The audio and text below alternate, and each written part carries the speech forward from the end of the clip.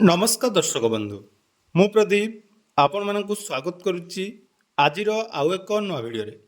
दर्शक बंधु जदि आपण मानक घरे 60 रु 75 वर्ष बयस मध्य कौन वरिष्ठ नागरिक अच्छा एवं सेमाने वर्तमान तीर्थयात्रा करने चाहते ताले सरकार तरफ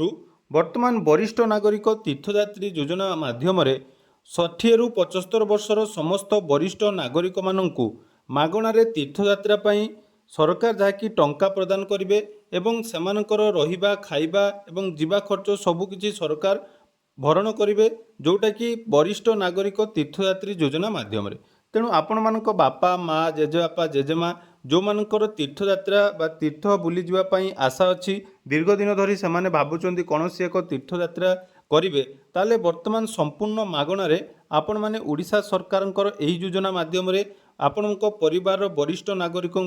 तीर्थयात्रा पठे पारे जो थे आपण मानकर अयोध्या रामेश्वरम आपण मानकर ऋषिकेश हरिद्वार यही बहुत जगह तीर्थयात्रा सरकार संपूर्ण व्यवस्था करछंती तेणु यार गत काली ठारू ऑनलाइन एवं ऑफलाइन ले आवेदन आरंभ हो सारी तेणु जो मैंने भी इच्छुक अटंती बा आपण मानक परिवार सदस्य को जदि आपण माने तीर्थयात्रा रे पठेइबा चाहूचंती ताले कौन रही यार गाइडलाइन आसतु से विषय संपूर्ण डिटेल्स जानिबा ता पूर्व जदि चैनल को प्रथम थर विजिट करचंती वीडियो को लाइक करेंगे चैनल को सब्सक्राइब करने सहित पाखरे थिबा बेल आइकन को क्लिक करी ऑल सेट करदेवे एवं यही वीडियोटी जदि आपण माने फेसबुक इंस्टाग्राम रे देखुचंती तो निहाती आपण माने हमको फॉलो करदेवे तो प्रत्येक वर्ष भली चलित वर्ष राज्य सरकार तरफ जहाँकि तीर्थयात्री योजना माध्यम प्रत्येक जिलार आपण मानकर वयस्क नागरिक मानू तीर्थयात्रा रे पठेइबा सरकार तरफ व्यवस्था करा जायछि एवं एई जो व्यवस्था रही प्रत्येक जिलार वरिष्ठ नागरिक मानक पई जहाँकि जो व्यवस्था करा जायछि रेल यात्रार व्यवस्था रही रहिबा खाइबार मध्य व्यवस्था करा जायछि ता सहित एथिरे आपण मानकू जीवाई हेले आपण मानकर पंजीकरण करने पड़ो तेणु पंजीकरण गाइडलाइन आसतु देखा तो देखिपे ओडिशा सरकार वरिष्ठ नागरिक तीर्थयात्री योजना जोटा कि बहुत पूर्वर चालू रही आसी तेणु यार 2026-27 आर्थिक वर्ष जो आपण मानकर व्यवस्था करा जायछि यह आपण मानकर ओडिशा सरकार पर्यटन विभाग तरफ जहाँकि व्यवस्था करा जायछि जो देखो योग्यता आपण मानकर कौन रही ना इच्छुक तीर्थयात्री योग्यता बयस सीमा 60 रु 75 वर्षर होइतिबा दरकार एवं सेमाने ओडिशार स्थायी बासिंदा होइतिबा आवश्यक तेणु जदि आपण माने 60 रु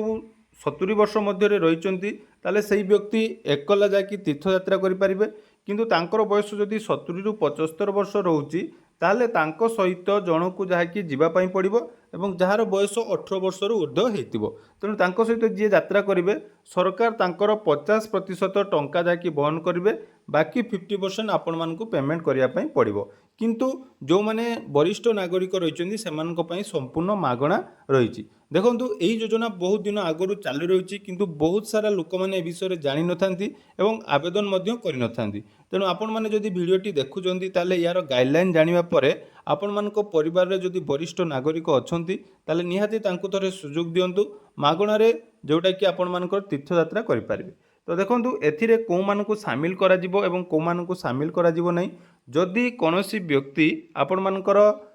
सरकारी कर्मचारी अवसर प्राप्त सरकारी कर्मचारी अटंती बा सेमाने जदि इनकम टैक्स दउचंती ताले सही भली वरिष्ठ नागरिकों को एथिरे सामिल करा जिवो नै केवल एथिरे आपण मानकर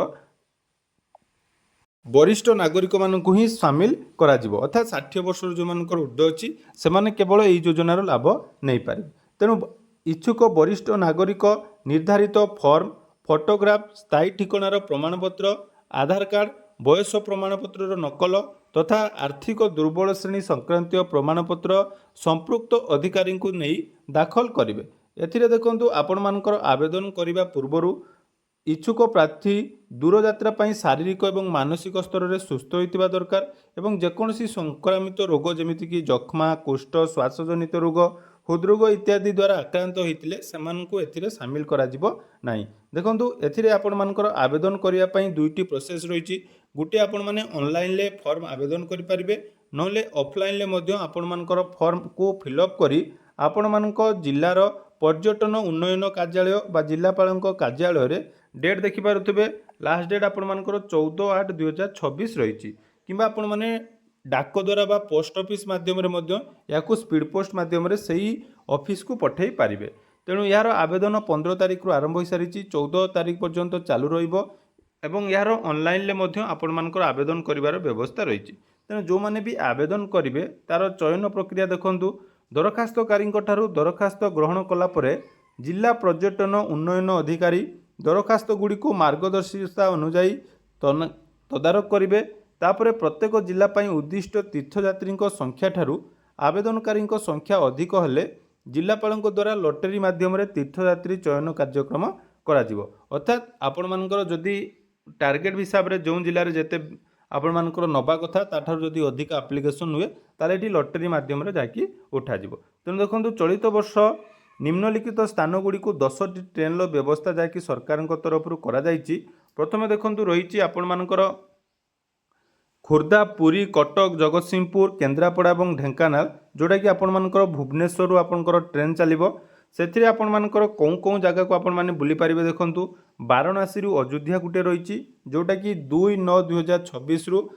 7/9/2026 पर्यंत चलो। आउ गुटे सेकेंड फेज रे आपण मानकर वाराणसी रु अयोध्या जोटा कि आपण मानकर 6 दिन 5 राति रहिबो 28 अक्टोबर रु आपण मानकर 2 नवेम्बर पर्यंत से 2 दिन यात्रा जोटा कि आपण मानकर रहिबो। तापरे ब्रह्मपुर जो ट्रेन टी छाड़ुची तापई आमर गंजाम गजपति बौद्ध कंधमाल नयागढ़ यही 5टी जिलापाई आपण मानकर कौन कौन देखंतु रही जोटा कि आपण माने स्क्रीन रे देखि पारुथबे वाराणसी अयोध्या एवं रामेश्वर मदुराई। तो ये दुईटा ऑप्शन अच्छी आपण माने निज हिसाब से सिलेक्ट करेंगे एवं यात्रा करिवार समय मध्य देखि पारुथबे एटी डेट मध्य मेंशन अच्छी। ठीक से भाई संबलपुर स्टेशन रु जो ट्रेन टी छाड़िबो तापाई संबलपुर अनुगुल देवगढ़ झारसुगुड़ा सुंदरगढ़ सुवर्णपुर बलांगीर एवं बरगढ़ रही। रायगड़ा आमर रायगड़ा स्टेशन जो ट्रेन टी छाड़िबो तापाई आपण मानक रायगड़ा कोरापुट मालकानगिरी नुआपड़ा नवरंगपुर कलाहांडी एवं बालेश्वर जो ट्रेन टी छाड़िबो ता आपण माने देखि पारुथबे बालेश्वर भद्रक जाजपुर मयूरभंज एवं केउंझर जिला पाई आपण मानकर प्रारंभिक स्टेशन जोटा कि जाजपुर रहिबो। एवं एठी आपण माने पूरा डिटेल्स देखि पारुथबे केबे कोन जगह रे आपण मानकर व्यवस्था करा जायछि। तेणु एठी आपण मानकर आउ किछि जाकि रहिछि गाइडलाइन से विषय आगे जानिबा। या परवर्ती वीडियो रे आपण मानकु मु केमिति आवेदन हबो से विषय डिटेल्स कहिदेबी ऑफलाइन ले केमिति आवेदन करिवे ऑनलाइन ले केमिति आवेदन करिवे। ता पूर्व सर्वप्रथम आपण माने गाइडलाइन को आउथरे भलो भाबरे देखि नियंतु। देखंतु आवेदनकारी वरिष्ठ नागरिक माने केवल निज जिला पई उद्दिष्ट तीर्थ स्थान को यात्रा करि पारिबे। अर्थात देखंतु आम जदि बालेश्वर जो जने व्यक्ति जाउचंती ताले एटी आपण मानकर दुईटा ऑप्शन अछि गुटे रहिछि वाराणसी अयोध्या आ गुटे रहिछि आपण मानकर हरिद्वार ऋषिकेश। आपण माने एई जो चारिटी जगह रहिछि एई चारिटी जगह को ही केवल यात्रा करि पारिबे। तेणु निज जिला अनुसार जो आपण मानकर जगार चयन करा जायछि सेही जिला को बा सेही जगह को आपण माने तीर्थ यात्रा पई जिवे। चयन करा जायतिबा तीर्थयात्री को निज बासस्थान रु स्टेशन एवं तीर्थयात्री पर निज बासस्थान को फेरिबा बाबदीय खर्च राज्य सरकार वहन करेंगे। यात्री माने केवल सेकेंड क्लास स्लीपर जोटा कि द्वारा यात्री करेंगे एवं यात्री मानू यात्रीकालीन सुविधा हिसाब से सेमानकु सरकार तरफ गोटे स्वतंत्र ट्राभेल किट दिज्व एवं परिचय पत्र जोगाई दिज्व। ता सहित ट्रेन यात्रा समय तीर्थयात्री को सकाळ एवं संध्यारे जलखिया निरामिष मध्याह्न भोजन एवं रात्रि भोजन व्यवस्था सहित रेल स्टेशन तीर्थयात्री को नवा आनिबा परिवहन खर्च सबकिछि सरकार वहन करेंगे। देखो एटी बहुत सारा आपण मानकर फ्रॉड होता है। बहुत जन आपण मानकर दलाल यहीटा को आपण मानकर फ्री ऑफ कॉस्ट रे करी आपण मानक ठारू टंका मध्य नियंती। तेणु कोनोसी भी टंका आपण माने न देई सरकार तरफ जेटा होची फ्री ऑफ कॉस्ट रे होची। तेणु आपण माने आवेदन ठीक भाव में कले निहाती आपण मानकर सक्सेसफुल हम और आपण मानक परिवार वरिष्ठ नागरिक मानक वर्तमान तीर्थयात्री सुविधा फ्री रे मिल पारिबो। तेणु यह थिला यार डिटेल्स गाइडलाइन। यार जदि आवेदन वीडियो आपण मानक दरकार अछि निहाती कमेंट करंतु। या परवर्ती वीडियो रे मो आपण मानक एटा केमिति आवेदन हबो से विषय रे डिटेल्स बतै देबी। धन्यवाद।